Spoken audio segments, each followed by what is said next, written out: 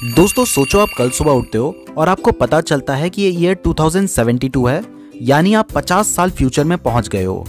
आपके आसपास डेवलपमेंट ही डेवलपमेंट है, flying cars, human robots, metaverse, सब कुछ है। बट जैसे ही आप बाथरूम जाते हो तो आपको दिखाई देता है कि आपका टूथपेस्ट खत्म हो गया है।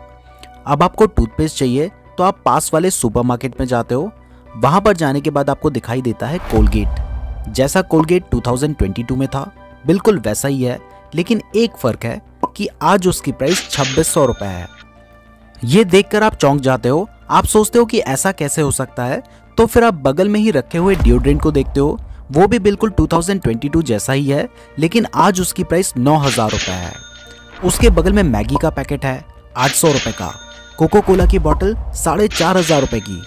इसके बाद आपके फोन में नोटिफिकेशन आता है, new iPhone 64 launch in just 85 lakh rupees. I know आपको लग रहा होगा कि ऐसा हो ही नहीं सकता, बट मैं गारंटी लेता हूं कि जैसे पिछले 50 साल में महंगाई बढ़ी है, अगर अगले 50 साल में भी इन्फ्लेशन ऐसे ही बढ़ता रहा तो बिल्कुल ऐसा ही होगा।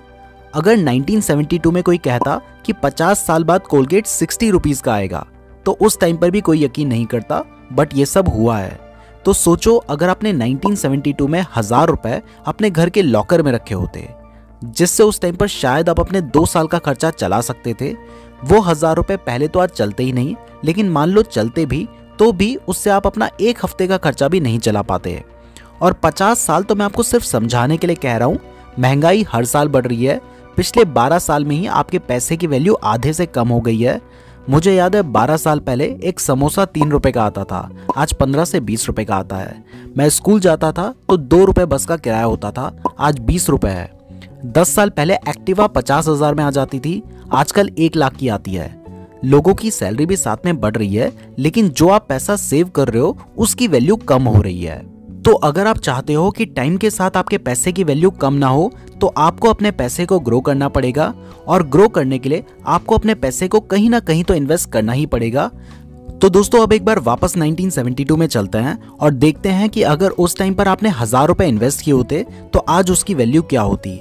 हम बार बार पास्ट में इसलिए जा रहे हैं क्योंकि हम फ्यूचर नहीं देख सकते, तो सिर्फ पास्ट के बेसिस पर ही हम फ्यूचर को प्रिडिक्ट कर सकते हैं। तो अगर आपने 1972 में उस 1000 रुपए की एफडी करवाई होती तो आजकल एफडी में 5% के रिटर्न्स मिलते हैं, पहले 10% के भी मिलते थे, तो एवरेज 7.5% मान लेते हैं। तो आज एफडी में उस पैसे की वैल्यू अप्रॉक्स 37,000 रुपीज होती। मतलब जितनी महंगाई बढ़ी है ऑलमोस्ट उतने ही आज आपके पैसे की वैल्यू होती। तो एफडी में आपका पैसा कम तो नहीं होता, लेकिन ग्रो भी नहीं होता। अब सेकंड सेफेस्ट ऑप्शन होता है गोल्ड खरीदना। तो 1972 में 1 तोला यानी 10 ग्राम गोल्ड की प्राइस थी अप्रॉक्स 250 रुपीज। मतलब 1000 रुपए में 4 तोले सोना आता, जिसकी आज के टाइम पर वैल्यू 2,08,000 रुपए होती। यानी इस केस में आपका पैसा ग्रो करता। इसके बाद अगर आप कोई प्रॉपर्टी लेते हो तो उसकी वैल्यू अलग अलग जगह पर कुछ भी हो सकती है, इसको प्रिडिक्ट नहीं किया जा सकता। तो इसके बाद आज के टाइम पर नेक्स्ट ऑप्शन है म्यूचुअल फंड्स। तो अगर आपने वो 1000 रुपए म्यूचुअल फंड्स में इन्वेस्ट किए होते और आपको 14% के एनुअल रिटर्न्स मिलते, तो आज उस 1000 रुपए की वैल्यू 7 लाख रुपए होती। यानी यहाँ पर आपका पैसा बहुत अच्छा ग्रो हुआ होता। इसके बाद लास्ट ऑप्शन आता है स्टॉक्स। तो देखो स्टॉक्स को प्रेडिक्ट करना भी आसान नहीं है। मैंने एक रियल स्टोरी पर वीडियो बनाई थी जिसमें एक आदमी ने 1981 में विप्रो के स्टॉक्स में 10,000 रुपए इन्वेस्ट किए थे, जिसकी वैल्यू आज के टाइम पर 500 करोड़ रुपए से भी ज्यादा है। तो अगर आपने भी किसी ऐसे स्टॉक में वो 1000 रुपए इन्वेस्ट किए होते तो आज के टाइम पर वो 50 करोड़ भी हो सकते थे, और किसी खराब स्टॉक में इन्वेस्ट किए होते तो 0 भी हो सकते थे। बट आज के टाइम पर अगर आप किसी लार्ज कैप स्टॉक में लॉन्ग टर्म के लिए इन्वेस्ट करते हो, दोबारा से बोलता हूं, लॉन्ग टर्म के लिए इन्वेस्ट करते हो, तो आपको 15 से 20% के एनुअल कंपाउंडेड रिटर्न्स भी मिल सकते हैं। इसलिए स्टॉक्स भी एक अच्छा ऑप्शन है। तो दोस्तों अब आपको ये तो समझ आ गया होगा कि अगर आप अपने पैसे को सिर्फ अकाउंट में रखोगे तो उसकी वैल्यू हर साल कम होती रहेगी, क्योंकि महंगाई बढ़ रही है। जो चीज 5 साल पहले 100 की आती थी वो आज 150 या 200 की आती है। तो अगर आपको महंगाई से मुकाबला करना है तो आपको अपने पैसे को इन्वेस्ट करना ही पड़ेगा। अब आपको लग रहा होगा कि मैं मुश्किल से महीने के 1000 रुपए ही सेव कर सकता हूं, तो इसमें मैं क्या इन्वेस्ट करूं। तो आपको पता है अमेरिका में एक व्यक्ति थे मिस्टर रोनाल्ड रीड, जिन्होंने लाइफ के 34 इयर्स गैस स्टेशन में एक अटेंडेंट का काम किया। वहां से रिटायर होने के बाद उन्होंने एक डिपार्टमेंटल स्टोर में वॉचमैन का काम किया। यानी पूरी लाइफ उन्होंने लो सैलरी जॉब सीखी। बट वो जितना भी कमाते थे वो उससे कम खर्च करते थे और बचे हुए पैसे को इन्वेस्ट करते थे। इस वजह से 2014 में जब उनकी डेथ हुई उस टाइम पर उनकी नेटवर्थ $8 मिलियन यानी इंडियन रुपीस के हिसाब से 65 करोड़ रुपीस थी। तो अगर आप भी हर महीने जितना आप इन्वेस्ट कर सकते हो, फिर चाहे वो 1000 रुपए ही क्यों ना हो, उसको इन्वेस्ट करते हो तो लॉन्ग टर्म में आप भी एक अच्छा खासा अमाउंट बना सकते हो। तो दोस्तों अब आपको ये समझ आ गया है कि आपको इन्वेस्ट क्यों करना है। तो अब जानते हैं कि अगर आप 1000 रुपए इन्वेस्ट करना चाहते हैं तो आपके लिए बेस्ट ऑप्शंस क्या होंगे। तो जैसा कि मैंने आपको स्टोरी सुनाते हुए बताया था कि 1000 रुपए 1972 में आप एफडी, गोल्ड, प्रॉपर्टी एक्सेट्रा में इन्वेस्ट कर सकते थे, क्योंकि उस टाइम पर वो 1000 रुपए आज के 42,000 रुपीस के बराबर थे। लेकिन जब आज आप 1000 रुपए इन्वेस्ट करना चाह रहे हो तो एक बार 1000 रुपए इन्वेस्ट करके आप बहुत कुछ तो नहीं कर पाएंगे, लेकिन अगर आप 1000 रुपए महीना इन्वेस्ट करते हैं तो इससे आप एक अच्छा अमाउंट जनरेट कर सकते हैं। और 1000 रुपए महीना इन्वेस्ट करने के लिए आज के टाइम पर बहुत सारे अच्छे ऑप्शंस भी हैं।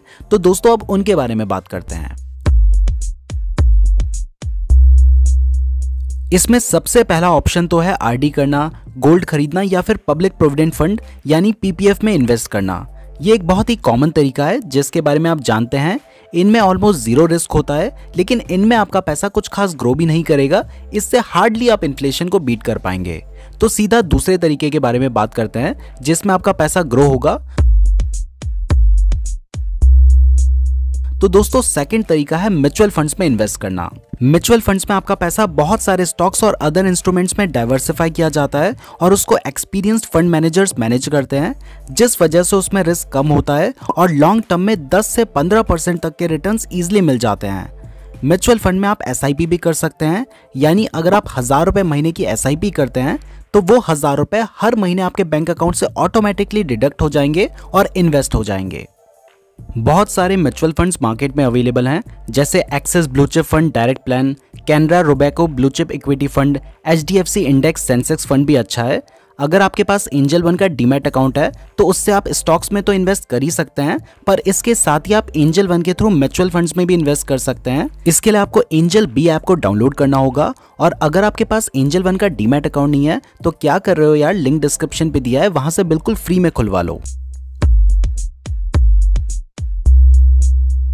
तीसरा तरीका है ईटीएफ में इन्वेस्ट करना। ये भी म्यूचुअल फंड्स की तरह ही होते हैं, फर्क सिर्फ इतना है कि ये स्टॉक एक्सचेंज में ट्रेड होते हैं, इसलिए इन्हें ईटीएफ यानी एक्सचेंज ट्रेडेड फंड्स कहा जाता है। इसका एक एग्जाम्पल है निफ्टी बीज, जो कि रेप्लिका है निफ्टी 50 का। तो जितने रिटर्न्स निफ्टी देता है ये भी ऑलमोस्ट उतने ही रिटर्न्स देता है, तो आप इसमें भी इन्वेस्ट कर सकते हैं। लॉन्ग टर्म में निफ्टी हमेशा अच्छा ही परफॉर्म करता है और निफ्टी बीज इसका रेप्लिका है तो वो भी अच्छे ही रिटर्न्स देगा। और अगर आपके पास एंजल वन का डीमैट अकाउंट है तो वहां से आप निफ्टी बीज में 200 रुपए से भी इन्वेस्टमेंट शुरू कर सकते हैं। इसके बाद सबसे ज्यादा इंपॉर्टेंट और सबसे ज्यादा रिटर्न्स देने वाला जो इन्वेस्टमेंट ऑप्शन है वो है स्टॉक मार्केट। तो अगर आपको स्टॉक मार्केट की नॉलेज है या फिर आप हमारी वीडियोस को देखकर स्टॉक मार्केट सीख रहे हैं या फिर सीखने के लिए रेडी हैं और आप रिस्क लेने के लिए भी रेडी हैं, तो आपके लिए सबसे बेस्ट इन्वेस्टमेंट ऑप्शन है स्टॉक्स में इन्वेस्ट करना। आप 1000 रुपए महीना तो डायरेक्टली स्टॉक्स में भी इन्वेस्ट कर सकते हैं। इवन हर महीने 2000 रुपए इन्वेस्ट करके आप कैसे करोड़पति बन सकते हैं, इस टॉपिक के ऊपर तो हमने एक सेपरेट वीडियो बना रखी है। इस वीडियो के बाद उस वीडियो को आप जरूर देखना। उसमें जो तरीका हमने बताया है उस तरीके का यूज करके आप 1000 रुपए महीना भी इन्वेस्ट कर सकते हैं और उससे अपना स्टॉक्स का एक बहुत ही अच्छा पोर्टफोलियो बना सकते हैं। इसमें रिस्क तो ज्यादा होता है लेकिन आपको बहुत ज्यादा रिटर्न्स भी मिल सकते हैं। तो अगर आप रिस्क ले सकते हैं तभी आप डायरेक्टली स्टॉक्स में इन्वेस्ट करें। अदरवाइज अगर आप बिगनर हैं तो आप म्यूचुअल फंड से भी अपने इन्वेस्टमेंट जर्नी स्टार्ट कर सकते हैं। फाइनली दोस्तों मैं आपसे बस इतना कहना चाहता हूं कि आप इसमें से कहीं भी इन्वेस्ट करें, लेकिन कहीं ना कहीं इन्वेस्ट जरूर करें, क्योंकि अगर आप हर महीने 1000 रुपए भी इन्वेस्ट करेंगे तो जो पैसे आप पहले बिना सोचे समझे खर्च कर देते थे वो पैसे पहली बात है कि सेव हो रहे हैं और दूसरी बात है कि उसमें आपको रिटर्न्स भी मिलेंगे। तो इससे आप लॉन्ग टर्म में एक बहुत अच्छा अमाउंट जनरेट कर सकते हैं और इससे आपका पैसा ग्रो भी होगा। जबकि अगर आप इन्वेस्ट नहीं करेंगे तो आपको जिंदगी भर काम करना पड़ेगा, आप अपनी लाइफ को अपने हिसाब से नहीं जी पाओगे और जिस तरह महंगाई बढ़ रही है इससे आपके पास जो पैसा है उसकी वैल्यू भी कम हो रही है। इसलिए इन्वेस्ट करना आज के टाइम पर ऑप्शन नहीं बल्कि ज़रूरत है। मैं उम्मीद करता हूँ आपको वीडियो पसंद आई होगी। इस तरह की और वीडियोस देखने के लिए वीडियो को लाइक और चैनल को सब्सक्राइब जरूर करें। अगर आपने यहाँ तक वीडियो देखी है तो आप हमारे लिए बहुत ज़्यादा स्पेशल हैं, कमेंट करके ज़रूर बताएं। धन्यवाद।